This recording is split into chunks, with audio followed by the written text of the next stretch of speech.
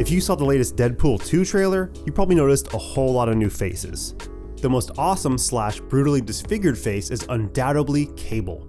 While Josh Brolin looks amazing in the role, and Cable's scenes in the trailer clearly stand out as the definition of badass, most people are asking one big question. Who is Cable? Luckily, we're here to help you out. And good thing too, because Cable has a long, convoluted past that is sure to confuse the average moviegoer. So, where is Cable from? When is Cable from? Is Cable the villain of Deadpool 2? Who are all those other cool looking characters he's hanging out with in the trailer? Can you say X-Force?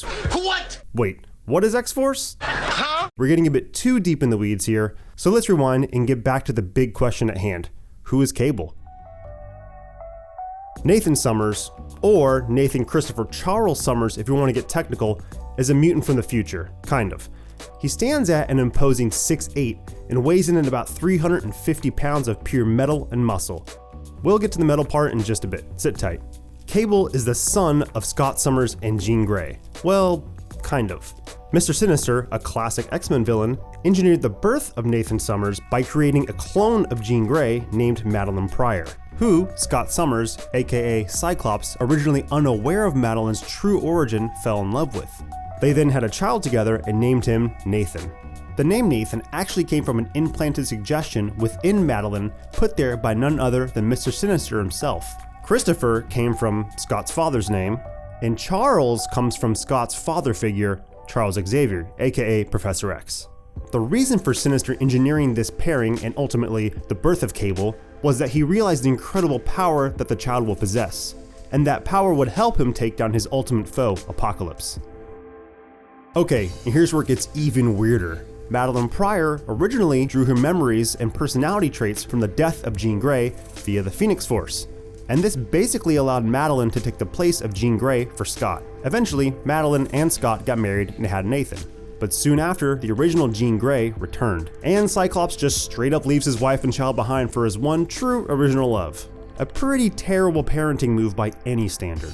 As Scott tried to get on with his life by abandoning his responsibilities as a father and a husband, Apocalypse eventually learns of Mr. Sinister's ultimate plan and sends some goons of his to go capture young Cable so he could then transfer his consciousness into Nathan's very powerful mutant body. Yep, that's a thing Apocalypse does. Scott then learns of Nathan's capture, has a crisis of conscience, and rallies the X-Men to help him rescue his son.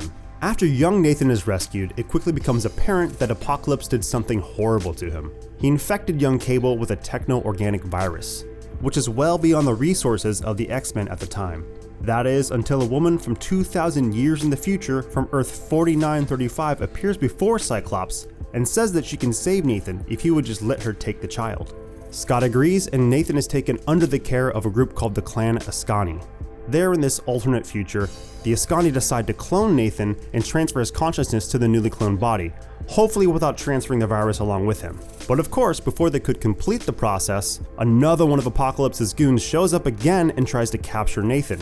The Clan Ascani are able to save Nathan from capture, but not his clone, who later becomes known as Strife, and ultimately ends up serving Apocalypse. If you're confused, don't worry, we'll get back to Strife in a minute.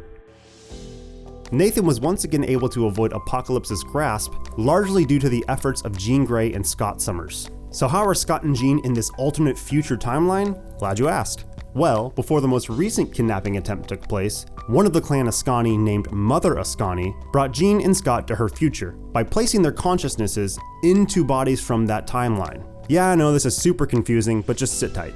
After they saved Nathan from capture, Scott and Jean used their time together in this alternate future to mend their relationship with Nathan. In this time period, Scott and Jean go by the names Red and SLYM DAYSPRING. So Red, or Jean, whatever you want to call her, successfully teaches Nathan to use his mutant powers to keep the techno-organic virus at bay, so he can ultimately fulfill his destiny and defeat Apocalypse. Now, one major downside of having to use his mutant abilities to keep the virus from spreading throughout his body is that Nathan's mutant psychic abilities are greatly reduced, to the point where he has to rely on his military-like training to get him through his many forthcoming battles. All of this despite the fact he is one of the most powerful telekinetic and telepathic minds ever born. Years pass in this alternate future, and eventually the time comes when Apocalypse is ready to transfer his consciousness into Strife's body. I told you we'd get back to Strife.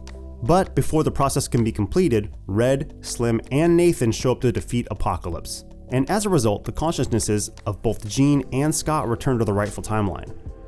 Years pass for Nathan, wars take place, and people he cares about die. Because of this, Nathan decides to stop all of this misery before it even happens. He travels back into the past and stops Apocalypse from taking control before he's able to properly do so. And in fact, he uses time travel several times to complete several more missions. But none of these ultimately seem to yield the results that Cable is looking for. Eventually, one of his missions leads him to the 20th century, where his encounters with beloved characters such as Deadpool and the X-Men take place. You still with me? Okay, good, let's move on.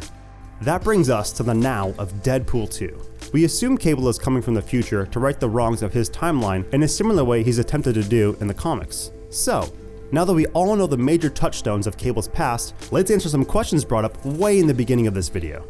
Number 1, is Cable the villain of Deadpool 2? We're gonna play it safe here and say no. Antagonist for a time? Very likely. But big bad? No way. Though they have butted heads in the past, like when Cable was leading X-Force, Deadpool and Cable have a history of unlikely team-ups. Number 2, so what is X-Force? While the team's lineup has shifted through many iterations over the years, and hey, if you're looking for a good read, I recommend the amazing Rick Remender run of the book. The one we're concerned with is the OG X-Force. The original team started by none other than Cable himself.